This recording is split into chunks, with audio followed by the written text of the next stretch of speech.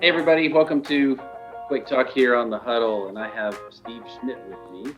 Steve, I think you're going to really enjoy getting to know. Steve is our CFO in Walmart e-commerce. But Steve's been in the company, I guess, Steve, a few years now. You've served in three different roles: the CFO of Walmart e-commerce. Before that, you're the CFO at Sam's Club, where we worked together the first time, and then you joined in investor relations, which is a really interesting field and fun, exciting, and I'm sure you learned a lot from that as well. But before that, Steve spent a number of years with Yum Brands and then UPS early in his career, which all leads back to the town of Louisville, Kentucky. So Steve, from Louisville, a native of Louisville, why don't you talk to us first about what has grown up in Kentucky, and then we'll come back to the quarter you just had in e-commerce. Thanks, John. Look, it's been. I really appreciate you having me. It's been over 4 years now here at Walmart, which time flies for sure. But you're right. I was actually originally from Indianapolis, but Kentucky's home. Grew up in Louisville. Went to high school in Louisville. Big family, 4 brothers, 2 sisters, all growing up in Kentucky. So Kentucky will always have a special place in my heart for sure. So stayed home. Went to University of Louisville. I think the plans growing up were to be a pilot, but somehow I convinced myself to be an accountant, going into accounting instead, which is about as different as two things you could be. But went and studied accounting. Was really lucky. Always had jobs growing up, and fortunately for me, I started working for UPS really the second year of college, and so. In some ways, I'd say I majored in UPS and minored in accounting because I worked so much through school. But it was a great experience through Louisville. Always going to be home for sure. Well, I was going to add to the Louisville story. I remember very distinctly in Sam's one day. I was sitting at this table where I work from, and I see Steve walking through the office with this big baseball bat that said Louisville Slugger. And it's not every day you see your CFO walking through the office with a baseball bat. I thought, well, this is going to be interesting. And then I figured out what Steve was doing, because this is home, the Louisville Slugger. He was handing out to people as a trophy, as a signal of recognition for people had done a great job. But never will forget that, and it branded in my head Steve Schmidt and Louisville, stuck together forever. So, one many question from me where you grew up, but I'm sure growing up in that part of Kentucky was a lot of fun. It's a great city, it's a beautiful place, and a lot of businesses there, right? With UPS to begin with, and I'd love to hear you talk about your time at Yum as well. Yeah, and actually at Yum Brands, a big part of the culture at Yum is recognition, and so I kind of stole what I really liked about Yum when I came to Walmart and created that recognition award, which is the Louisville Slugger. It's certainly personal for me because Louisville's home, and I think people get a kick out of it because I put their name on the bat. Louisville Slugger does a nice job engraving the bats, and we called it the Sam's Club Slugger when I was at Sam's Club. Now it's the Walmart US e-commerce slugger, and so people have it, and it's really cool when you walk by their desks and see them display it. They're really proud of it. I think a lot of times we underestimate just the power of recognition, and that's just kind of a personal touch for me. But look, I worked at UPS for 13 years. I started when my second year of college. Towards the end of college, I was working second shift full time and going to school full time and studying on the weekends. But it was great because got to really kind of kickstart my career while I was in school, really, for UPS, and then fast forward the clock 13 years later, and I'd probably had 10 jobs in 13 years. Probably like most people, you figured you're going to retire there. Mm-hmm. And, I had a friend of mine that convinced me to talk to some people at Yum Brands, which is also a Louisville-based company. And at that time, I thought maybe from a personal development standpoint, it would be a better move for me to change. And so I made the tough decision to leave UPS and work for Yum Brands. And I'd say probably for 2 years, I actually felt guilty for leaving. I was just so loyal to the company. It's so good to me and gave me so many opportunities, paid for my school, paid for my grad school. So I made the change to Yum Brands, started off working in finance, then had a job working really with the finance marketing mix, which was really cool. I got to learn a lot about marketing, television marketing. At that time, there really wasn't digital marketing. Then the power of marketing, building marketing calendars to optimizing sales and profits. Did that for a while, and then got an opportunity to move into operations, which was one of the biggest breaks I got in my career for a finance person to actually be trusted to run operations. And at that time, it's a very franchise business. So I was really looking after about 1,000 restaurants in 13 states.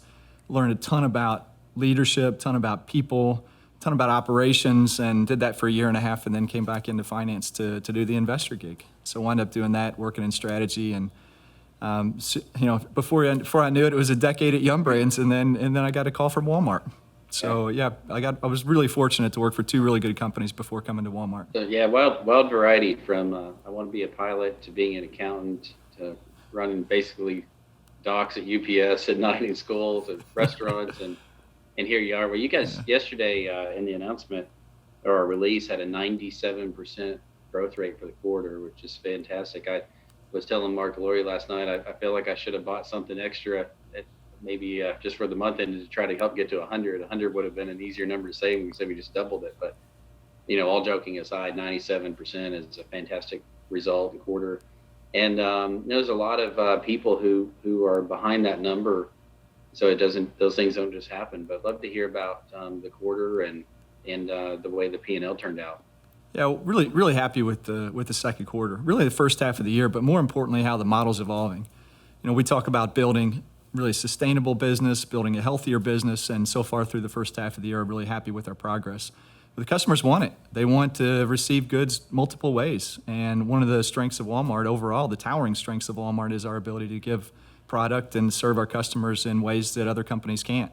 And so we're seeing the e-commerce business accelerate. We're seeing the stores business have a fantastic quarter. It's always great to see Sam's Club have a great quarter. So the U.S. business has done really well.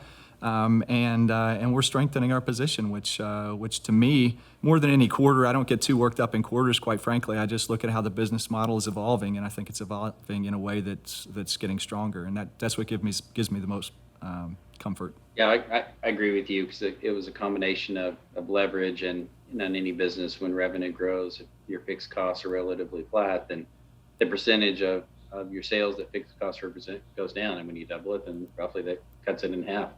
Our what we call contributed profit rates are improving, better mix. We're selling more home and apparel in addition to the growth in the base categories. And our marketplace business is growing. We've got a number of new sellers who've gotten on the site and having a great experience. So it's a combination of mix, sales, and leverage. So a really good way to get there. At times, businesses can have good quarters or bad quarters because of what you refer to as one-time events. But this was a much more solid number all the way around, and you and the team should be proud of it.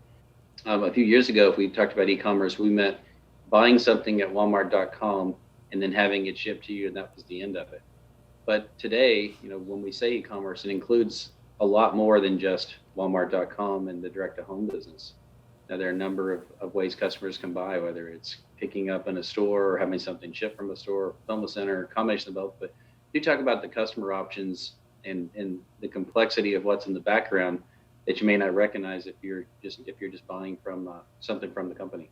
Yeah, it's options, right? We give the customer lots of options, and at some point, John, it's going to be difficult to determine what's e-commerce and what's not, just because of how customers order, where they pick it up, where they get it.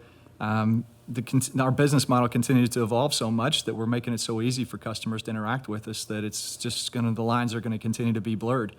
But it's just options, and customers want options. If we don't give them to them, someone else will. And fortunately, one of the towering strengths of Walmart is to have the capital strength to be able to invest in ways to continue to improve the customer experience.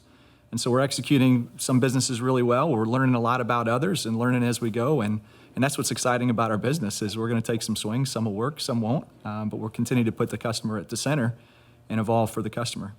Yeah, customers, I try to break down things in three, and customers want to do one of three things: buy something, pick something up, or have it delivered.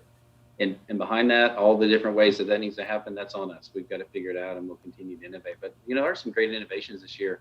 Express delivery just started a few months back, and that's going really well. It's in 2,000 stores. Express delivery, and in most cases, you're getting the delivery in about an hour. We say under 2, but most cases about an hour. I've seen some that have made it in 14 minutes from the time the customer ordered until it's at the door, where things are just timed perfectly. So that's been an exciting innovation. We've taken our two applications, our grocery app and our Blue app, our Walmart app, and combined them into one. A lot more work to do there.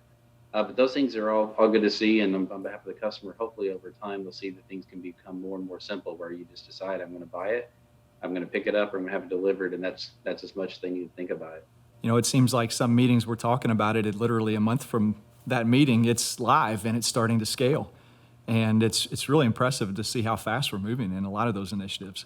Yeah, the customer market has changed. The speed at which customers is changing, and therefore we've got to stay at least at their pace or ahead of it, or they'll leave us behind. So we've got to be really hungry and stay ahead of it.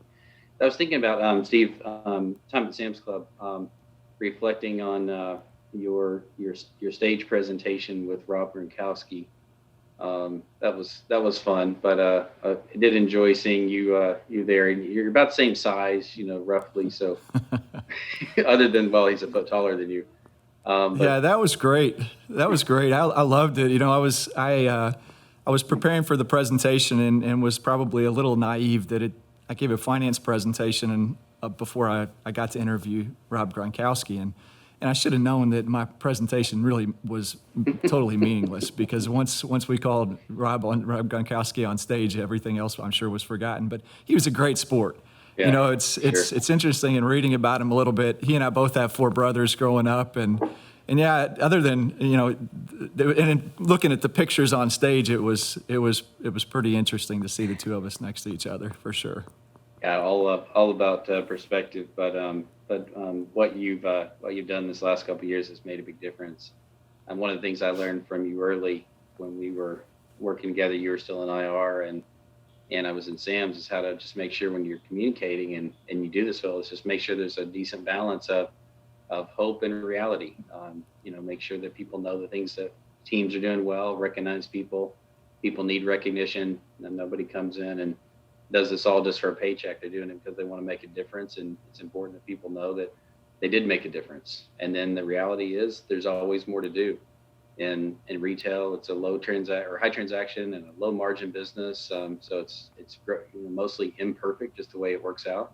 And for us, we've got to get up every day and try to beat what we did the day before, and make sure that what we're doing is making a difference to the customer. But it was a good time at Sam's. Sam's has had some momentum the last several years, and they've really picked it up this year. So big congratulations to them. Yeah, you mentioned it, John. In terms of recognition, we've got a lot of people making a difference. I talk to my team all the time just in what we're doing in our part of the business, and I've never seen people just making so much of an impact on the business in so quick amount of time. Great people. Recognize them as fun, right? That's one of the fun things that a leader gets to do. And getting back to your point about communications is, especially when you're going through difficult times, I've always thought, be candid with people, which is the define reality piece, and then give hope on how we get out of it and how we make the business stronger, how we make their jobs stronger. And the people today in our business are making such a difference. I see it every day. It's really exciting to be part of a great team. Very good, and congratulations. It's showing in the results. And Steve, I appreciate what you're doing and the whole team. Thanks for coming on. I'll talk to you later. Thanks for having me. I appreciate it.